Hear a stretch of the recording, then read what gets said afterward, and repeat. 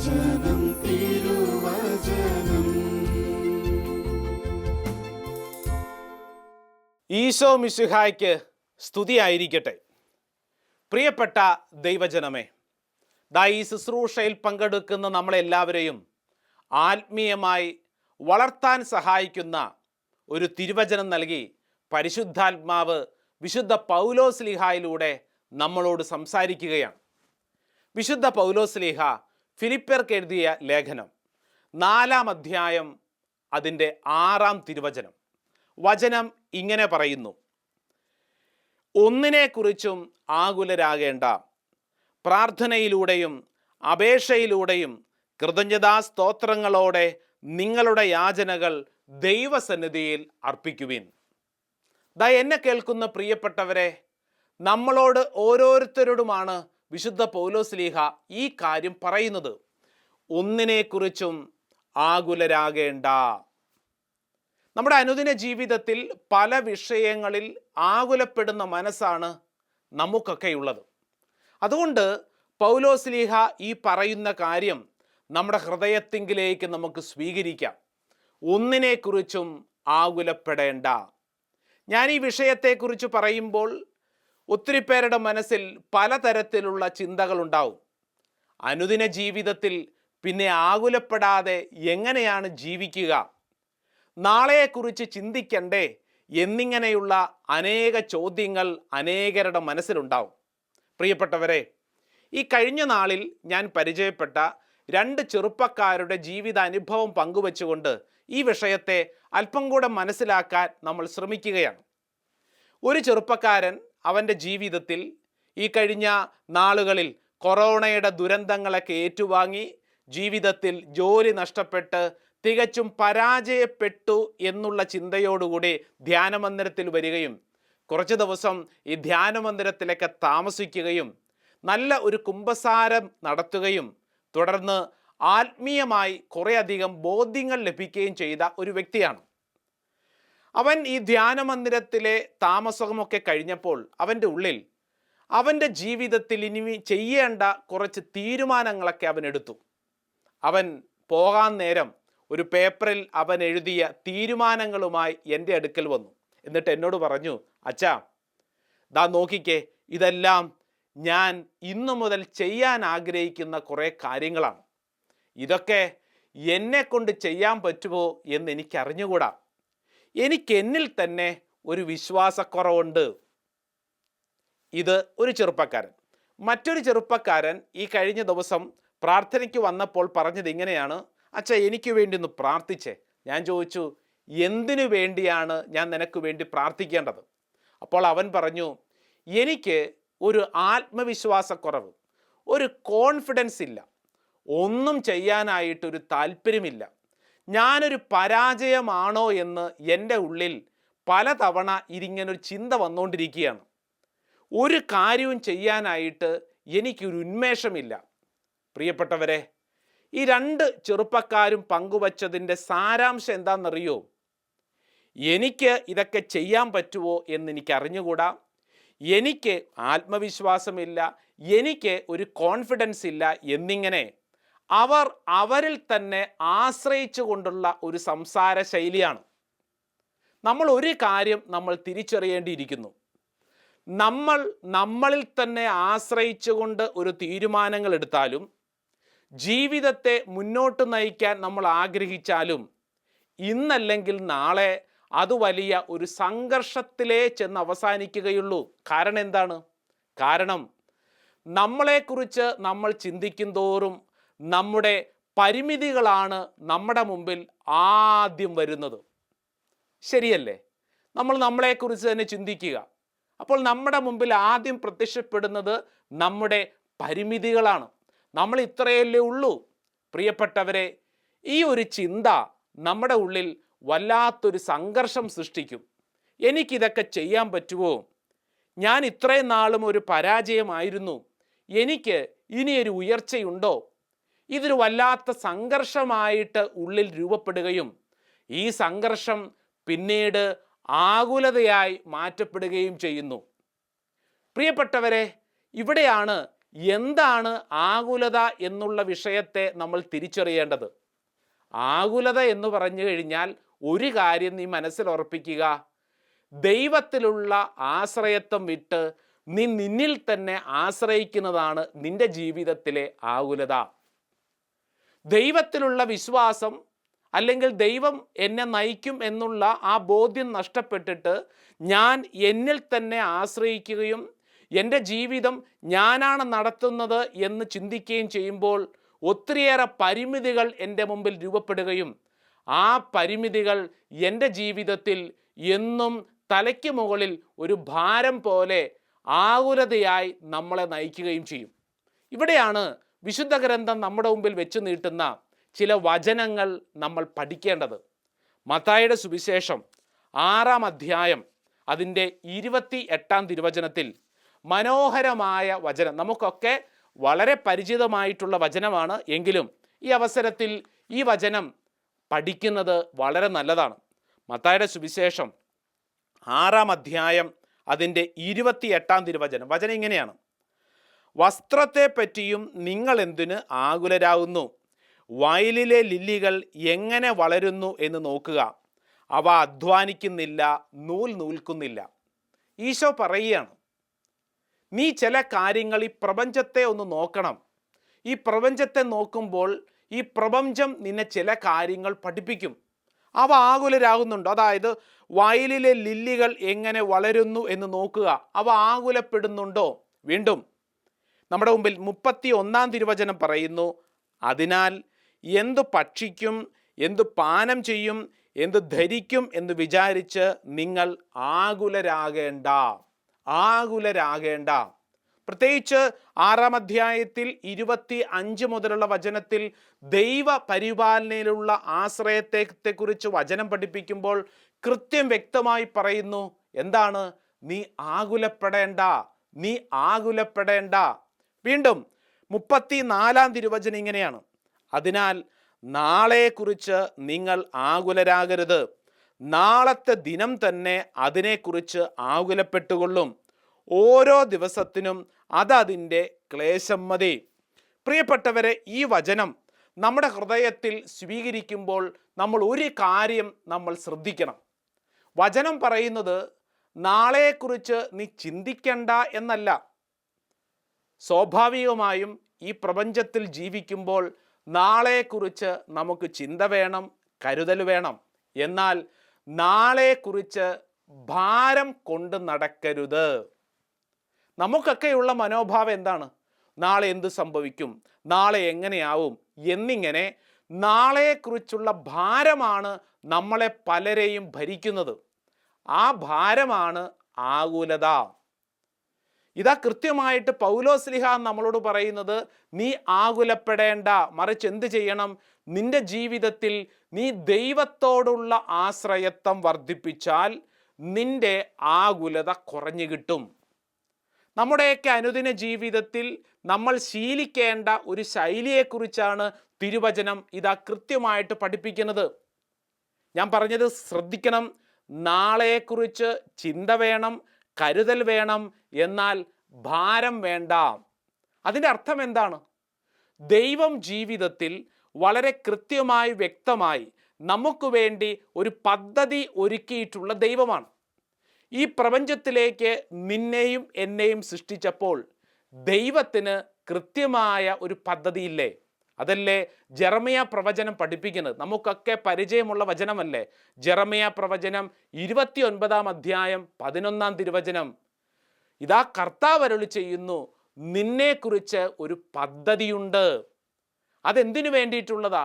നിന്റെ നാശത്തിനുള്ളതല്ല, മറിച്ച് നിന്റെ ജീവിതത്തെ ധന്യമാക്കുന്ന, മനോഹരമാക്കുന്ന ഒരു പദ്ധതി ദൈവത്തിനുണ്ട്. അങ്ങനെയെങ്കിൽ സംഭവിക്കുന്ന എല്ലാ കാര്യങ്ങളിലും ദൈവം ഉപരി നന്മയ്ക്കു വേണ്ടിയാണ് എന്നെ ഇന്ന് ഒരുക്കുന്നതെന്ന് വിശ്വസിച്ചാൽ നമ്മുടെ ജീവിതത്തിൽ ഈ ആകുലത കുറഞ്ഞു കിട്ടും. ഇല്ലെങ്കിൽ എന്ത് സംഭവിക്കും? അയ്യോ നാളെ എന്താവും. ചില ആളുകളെ കണ്ടിട്ടില്ലേ? അവരോട് സംസാരിക്കുമ്പോൾ അവർ പറയുന്നത് മുഴുവൻ ഈ ആകുലതയാണ്. വീട്ടുകാര്യത്തെക്കുറിച്ച്, മക്കളെക്കുറിച്ച്, ഭർത്താവിനെക്കുറിച്ച്, ഭാര്യയെക്കുറിച്ച്, നാട്ടുകാരെക്കുറിച്ച്, പ്രത്യേകിച്ച് ഈ മഹാമാരിയൊക്കെ വന്നതിന് ശേഷമുള്ള മനോഭാവം, നാളെ എന്താവും, നാളെ എന്താവും. പ്രിയപ്പെട്ടവരെ, ഇക്കാലം അത്രയും നമ്മളെ നയിച്ച ദൈവം മുന്നോട്ട് നയിക്കുമെന്നുള്ള വലിയ ഒരു ആത്മീയ ബോധ്യം നമ്മുടെ ഹൃദയത്തിൽ സ്വീകരിക്കാൻ ഇന്ന് ഈ ശുശ്രൂഷ മധ്യേ കർത്താവ് നിന്നെ വിളിക്കുകയാണ്. വിശുദ്ധ പത്രോസ് ലീഹ ഈ വിഷയത്തിൽ അല്പം കൂടെ നമ്മളെ ആത്മീയമായി വളർത്താൻ ഒരു വചനം നൽകി നമ്മളെ ശക്തിപ്പെടുത്തും. പത്രോസ് ലീഹ എഴുതിയ ലേഖനത്തിൽ 1 പത്രോസ് 5-ാം അധ്യായം അതിൻ്റെ 6-ാം തിരുവചനം, വചനം ഇങ്ങനെ പറയുന്നു: ദൈവത്തിൻ്റെ ശക്തമായ കരത്തിൻ കീഴിൽ നിങ്ങൾ താഴ്മയോടെ നിൽക്കുവിൻ, അവിടുന്ന് തക്ക സമയത്ത് നിങ്ങളെ ഉയർത്തിക്കൊള്ളും. നിങ്ങളുടെ ഉത്കണ്ഠകളെല്ലാം അവിടുത്തെ ഏൽപ്പിക്കുവിൻ, അവിടുന്ന് നിങ്ങളുടെ കാര്യത്തിൽ ശ്രദ്ധാലുവാണ്. പ്രിയപ്പെട്ടവരെ, നിന്റെ ജീവിതത്തെക്കുറിച്ച് ശ്രദ്ധയുള്ള ഒരു ദൈവം. ഒരുപക്ഷെ നീ ചിന്തിക്കും, എൻ്റെ ജീവിതത്തെക്കുറിച്ച് ആർക്കാണ് ശ്രദ്ധയുള്ളത്? എൻ്റെ വീട്ടുകാർക്ക് ശ്രദ്ധയില്ല, എൻ്റെ കൂട്ടുകാർക്ക് ശ്രദ്ധയില്ല, ഞാൻ ഇടപെടുന്ന മേഖലയിൽ ആർക്കും എന്നെക്കുറിച്ച് ശ്രദ്ധയില്ല. അപ്പം അതുകൊണ്ട് ഞാൻ എന്നെക്കുറിച്ച് ശ്രദ്ധിക്കണ്ടേ? പ്രിയപ്പെട്ടവരതാ വചനം പറയുന്നു, നിന്നെക്കുറിച്ച് ശ്രദ്ധയുള്ള ഒരു ദൈവമുണ്ട്, അത് നിന്റെ സൃഷ്ടകർത്താവാണ്. നിന്നെ സൃഷ്ടിച്ച് ഈ പ്രപഞ്ചത്തിലേക്ക് അയച്ചപ്പോൾ ദൈവം നിന്നെക്കുറിച്ച് വളരെ വ്യക്തമായ പദ്ധതി ഒരുക്കിയിട്ടുണ്ടെങ്കിൽ ഈ വചനം നിന്നോട് പറയുന്നു, നിങ്ങളുടെ ഉത്കണ്ഠകളെല്ലാം അവിടുത്തെ ഏൽപ്പിക്കുവിൻ. നാളെക്കുറിച്ചുള്ള ഭാരം ദൈവത്തെ ഏൽപ്പിക്കുവിൻ. ദൈവ ആശ്രയത്വമാണ് ആകുലത ഒഴിവാക്കാനുള്ള ഏറ്റവും നല്ല മാർഗം. ദൈവ ആശ്രയത്വം. എനിക്കൊരു ദൈവമുണ്ട്, ആ ദൈവം എന്നെ നയിച്ചുകൊള്ളും എന്നുള്ള ഒരു ആത്മീയ ചിന്ത ഹൃദയത്തിൽ സൂക്ഷിച്ചാൽ ജീവിതം രക്ഷപ്പെട്ടു. ഇല്ലെങ്കിൽ എന്തു ചെയ്യും? നമ്മുടെ ചുറ്റുമുള്ള വ്യക്തികളോടും സംഭവങ്ങളോടുമൊക്കെ തുലനം ചെയ്തും അസ്വസ്ഥപ്പെട്ടും പിരിമുറുക്കം സംഭവിച്ചും നമ്മുടെ ജീവിതം നമ്മൾ നശിപ്പിക്കും. ജീവിതത്തിൽ നമ്മൾ എടുക്കേണ്ട കൃത്യമായ ഒരു മനോഭാവമാണ്, എനിക്ക് ഒരു ദൈവമുണ്ട്, ആ ദൈവത്തിൽ ഞാൻ ആശ്രയിക്കുന്നു എന്നുള്ളത്.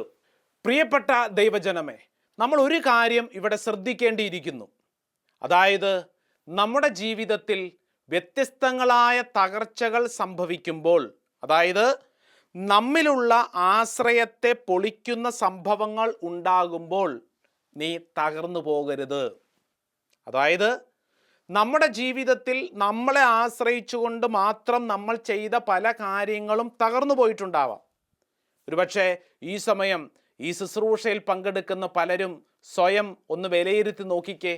ഇന്നലകളുടെ ജീവിതത്തിൽ നീ നിന്നെ തന്നെ ആശ്രയിച്ചു നീങ്ങിയ പല കാര്യങ്ങളിലും നിനക്ക് പരാജയം സംഭവിച്ചിട്ടില്ലേ? നീ അതിനെ ഓർത്തുകൊണ്ട് ദുഃഖിച്ചിരിക്കുന്ന വ്യക്തിയാണോ? ഇതാ വചനം പറയുന്നു, നിനക്കുണ്ടായ പരാജയങ്ങളെ ഓർത്തുകൊണ്ട് നീ തകർന്ന് തരിപ്പണമായി ഇരിക്കാൻ പാടില്ല. മറിച്ച് വിശുദ്ധ ഗ്രന്ഥത്തിൻ്റെയൊക്കെ വെളിച്ചത്തിൽ നിന്റെ തകർച്ചകൾ എന്ന് പറയുന്നത് എന്താണെന്നറിയാവോ? നിന്റെ ജീവിതത്തിൽ നിന്നെ വളർത്തിയ ചില വഴികളാണ്. നമ്മുടെ ജീവിതത്തെ ധന്യമാക്കുന്ന ചില നിധികളായിട്ട് വേണം നമ്മുടെ ജീവിതത്തിലെ തകർച്ചകളെ മനസ്സിലാക്കുവാൻ. ഈ കഴിഞ്ഞ നാളിൽ പ്രാർത്ഥനയ്ക്ക് വന്ന ഒരു കുടുംബം, ആ കുടുംബത്തിലെ മകൻ അവനെയാണ് ആ കുടുംബം മുഴുവൻ ആശ്രയിക്കുന്നത്.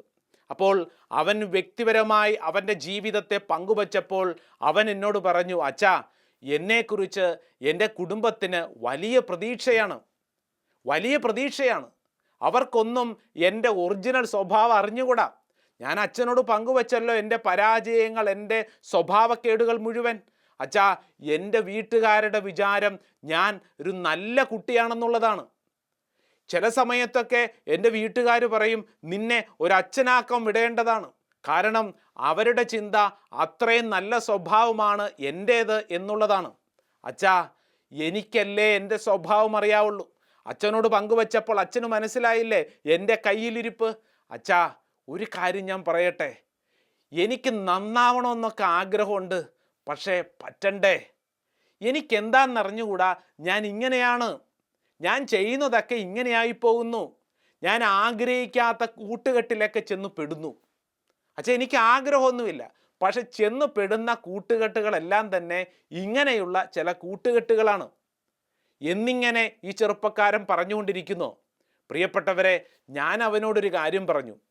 നീ നിന്റെ കഴിവിലും നിന്നിലുള്ള ആശ്രയത്വവുമാണ് മുമ്പോട്ട് നയിക്കാൻ ആഗ്രഹിക്കുന്നതെങ്കിൽ ഇതിലപ്പുറമുള്ള പരാജയങ്ങളിലും ചെന്ന് വീണ് നീ തകർന്നു പോകും.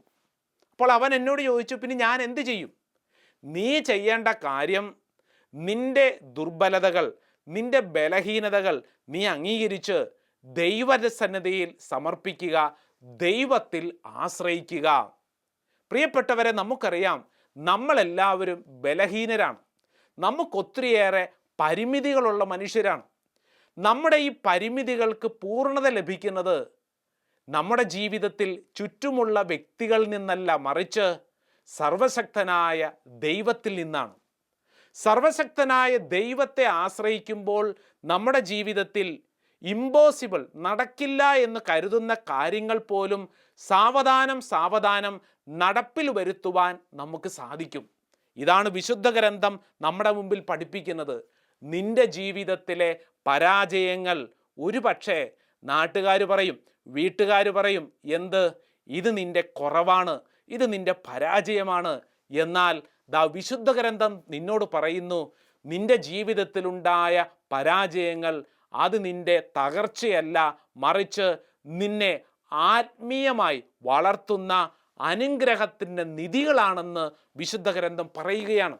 അതാണ് പൗലോസ് ശ്ലീഹ കൃത്യം വ്യക്തമായി കൊറിന്തോസ്യർക്ക് എഴുതിയ 2-ാം ലേഖനം 1-ാം അധ്യായം അതിൻ്റെ 9-ാം വചനത്തിൽ പറയുന്നത്. വചനം ഇങ്ങനെയാണ്: മാത്രമല്ല, ഞങ്ങൾ മരണശിക്ഷയ്ക്ക് വിധിക്കപ്പെട്ടിരിക്കുന്നുവെന്ന് ഞങ്ങൾക്ക് തോന്നി. എന്നാൽ ഇത് ഞങ്ങളിൽ തന്നെ ആശ്രയിക്കാതെ മരിച്ചവരെ ഉയർപ്പിക്കുന്ന ദൈവത്തിൽ ആശ്രയിക്കുന്നതിനു വേണ്ടിയായിരുന്നു. പൗലോസ് ശ്ലീഹ പറയുക, എന്തിനു വേണ്ടിയാണ് ഈ തകർച്ചകളിലൂടെ ഞങ്ങൾ കടന്നു പോകുന്നത്? കൃത്യം വ്യക്തമായി പൗലോസ് ശ്ലീഹ പറയുന്നു, ഒരു വലിയ നിയോഗത്തോടു കൂടിയാണ്. എന്താണ് ഇത്? എൻ്റെ ജീവിതത്തിൻ്റെ തകർച്ചകൾ. അതാണ് വചനം പറയുന്നത്. എന്നാൽ ഇത് ഞങ്ങളിൽ തന്നെ ആശ്രയിക്കാതെ മരിച്ചവരെ ഉയർപ്പിക്കുന്ന ദൈവത്തിൽ ആശ്രയിക്കുന്നതിനു വേണ്ടിയായിരുന്നു. എന്ന് പറഞ്ഞു കഴിഞ്ഞാൽ നമ്മുടെ ജീവിതത്തിലുണ്ടാവുന്ന തകർച്ചകളെല്ലാം ദൈവത്തിൽ ആശ്രയിക്കുന്നതിന് വേണ്ടി സംഭവിക്കുന്നതാണ്. ഈ ശുശ്രൂഷയിൽ പങ്കെടുക്കുമ്പോൾ നിന്റെ ജീവിതത്തിൽ ഇന്നലകളിലുണ്ടായ പരാജയ അനുഭവങ്ങളെ ഇപ്രകാരം ഒരു ആത്മീയ അർത്ഥത്തിൽ കണ്ടാൽ കാര്യങ്ങൾക്ക് വ്യത്യാസം സംഭവിക്കും. നിന്റെ ആകുലത കുറഞ്ഞു കിട്ടും. ഇല്ലെങ്കിൽ അയ്യോ സംഭവിച്ചല്ലോ, ഞാൻ പരാജയമാണല്ലോ, തോൽവിയാണല്ലോ എന്നിങ്ങനെ നമ്മളെപ്പോഴും പറഞ്ഞ് നമ്മൾ മറ്റുള്ളവർക്കും നമുക്ക് തന്നെയും ഒരു ഭാരമായിട്ട് മാറും. പ്രിയപ്പെട്ടവരെ, നിനക്കുണ്ടായ എല്ലാ പരാജയവും നിന്റെ ജീവിതത്തിൽ നിന്നെ ആത്മീയമായി വളർത്താൻ സഹായിച്ച ചില പ്രധാനപ്പെട്ട മേഖലകളാണ്. ആത്മീയ നിധികളായി വേണം നമ്മൾ അവയെ കണക്കാക്കാൻ. അങ്ങനെ കണക്കാക്കി കഴിഞ്ഞാൽ ജീവിതത്തിൽ നമ്മൾ പ്രതീക്ഷിക്കാത്ത തരത്തിൽ ദൈവം നമ്മളെ ഉപരി നന്മയിലേക്ക് നയിച്ചുകൊണ്ടിരിക്കും. ഞാൻ ഇതിനെക്കുറിച്ച് പറയുമ്പോൾ നിങ്ങൾക്ക് വായിച്ചു ധ്യാനിക്കാൻ പറ്റിയ 2 തിരുവചന ഭാഗങ്ങളും കൂടെ ഓർമ്മപ്പെടുത്തുകയാണ്. അതൊന്ന്, അപ്പസ്തോല പ്രവർത്തനം 27-ാം അധ്യായം. മൊത്തം 28 അധ്യായങ്ങളാണുള്ളത്. അതിൻ്റെ 27-ാം അധ്യായത്തിൽ റോമയിലേക്കുള്ള ഒരു കപ്പൽ യാത്രയെക്കുറിച്ച് വചനം പഠിപ്പിക്കും. പൗലോസ് ശ്ലീഹായുണ്ട് ആ കപ്പൽ യാത്രയിൽ.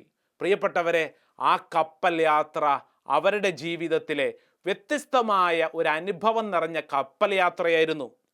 കടൽ തിരമാലകളിൽപ്പെട്ട് അവരുടെ യാത്ര അത്രമാത്രം ദുഃഖകരമായ ഒരു അനുഭവം, മരണം മുന്നിൽ കണ്ടുകൊണ്ടുള്ള ഒരു കപ്പൽ യാത്ര. ജീവിതത്തിൽ അസ്വസ്ഥതകളോടുകൂടെ ജീവിക്കുന്ന നമ്മുടെ മുമ്പിൽ ഈ കപ്പൽ യാത്ര ഇന്ന് ചില കാര്യങ്ങൾ പഠിപ്പിക്കുകയാണ്. കഴിഞ്ഞ കുറേ നാളുകളായിട്ട് നമ്മളും ഇതുപോലെ ആ മഹാമാരിയുടെ തിരമാലയിൽപ്പെട്ട് മരണത്തെപ്പോലും മുന്നിൽ കണ്ടുകൊണ്ട് അസ്വസ്ഥതയിലല്ലേ?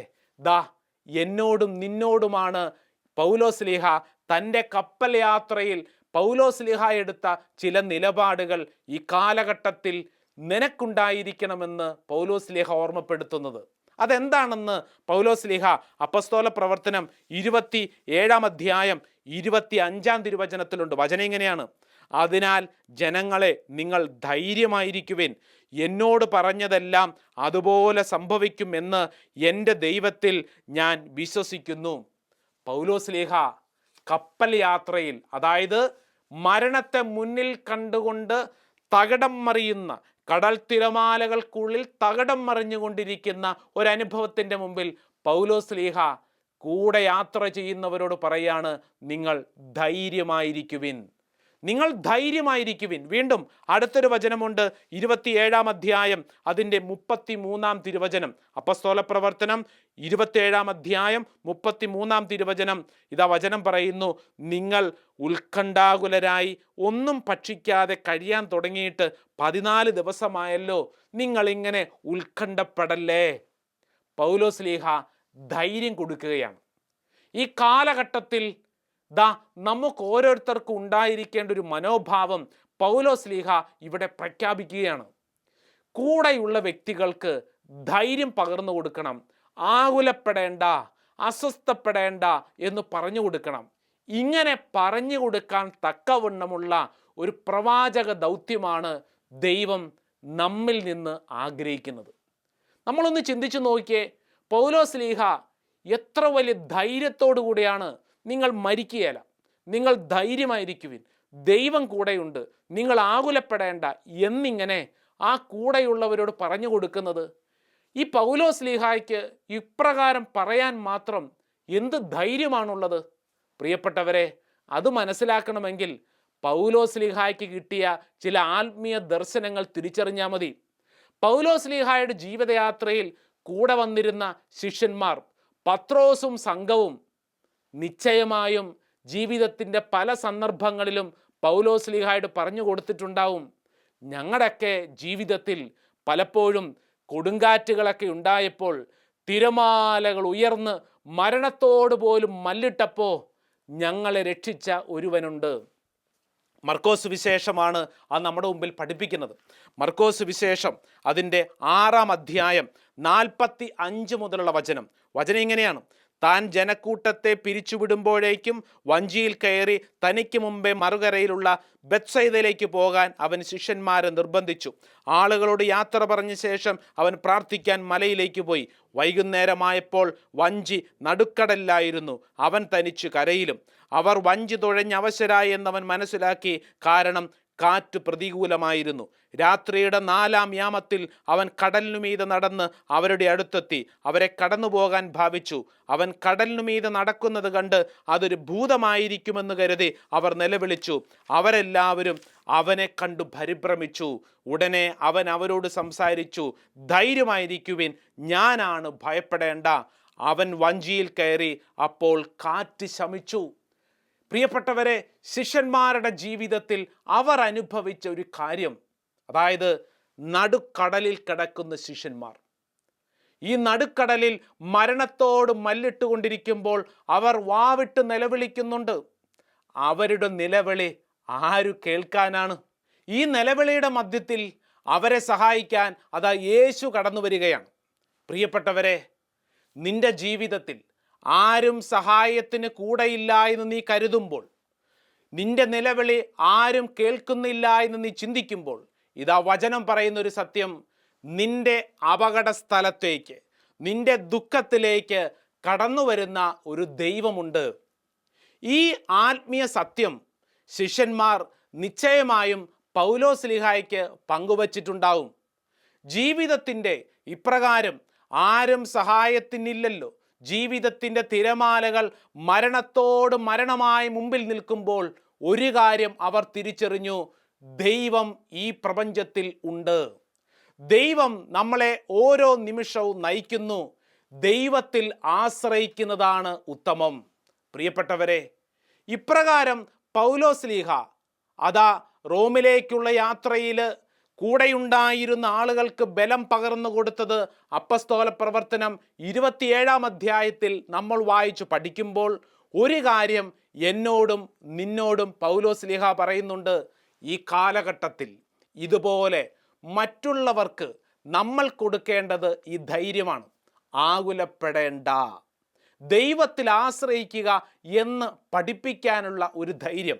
സങ്കീർത്തകനായ ദാവീദ് സങ്കീർത്തനം 94 അതിൻ്റെ 19-ാം വചനത്തിൽ ഇങ്ങനെ പറയും, എൻ്റെ ഹൃദയത്തിൻ്റെ ആകുലതകൾ വർദ്ധിക്കുമ്പോൾ അങ്ങ് നൽകുന്ന ആശ്വാസം എന്നെ ഉന്മേഷവാനാക്കുന്നു. എന്താണ് വചനം? എൻ്റെ ഹൃദയത്തിൽ ആകുലതകൾ വർദ്ധിക്കുമ്പോൾ എന്നെ ഉന്മേഷത്തിലേക്ക് നയിക്കുന്നത് എന്താണ്? അങ്ങ് നൽകുന്ന കൃപയാണ്. അങ്ങ് കൂടെയുണ്ടെന്നുള്ള ഒരു ആശ്വാസമാണ് എന്നെ ഉന്മേഷവാനാക്കുന്നത്. എൻ്റെ പ്രിയപ്പെട്ട ദൈവജനമേ, നമ്മൾ ഈ സമയമൊക്കെ സംസാരിച്ചത് ആകുലതയെക്കുറിച്ചാണ്. വ്യത്യസ്തമായ വിഷയങ്ങളിൽ ആകുലപ്പെട്ടുകൊണ്ടിരിക്കുന്ന മനസ്സാണ് നമുക്കൊക്കെ ഉള്ളതെങ്കിൽ, ഇതാ ദൈവത്തിൽ ആശ്രയിച്ചാൽ നിന്റെ ആകുലതയെ മറികടക്കാൻ സാധിക്കുമെന്ന് തിരുവചനം ഉറപ്പ് നൽകുകയാണ്. അതുകൊണ്ടല്ലേ പൗലോസ്ലീഹ നമ്മുടെ മുമ്പിൽ ഫിലിപ്പ്യർക്ക് എഴുതിയ ലേഖനം 4-ാം അധ്യായം 6-ാം വചനത്തിൽ പറയുന്നത്, നിങ്ങൾ ആകുലപ്പെടേണ്ട, ദൈവത്തിൽ ആശ്രയിക്കുക. ഇപ്രകാരമുള്ള ഒരു വലിയ മനോഭാവത്തിലേക്ക് ദൈവം നമ്മളെ ഓരോരുത്തരെയും ക്ഷണിക്കുകയാണ്.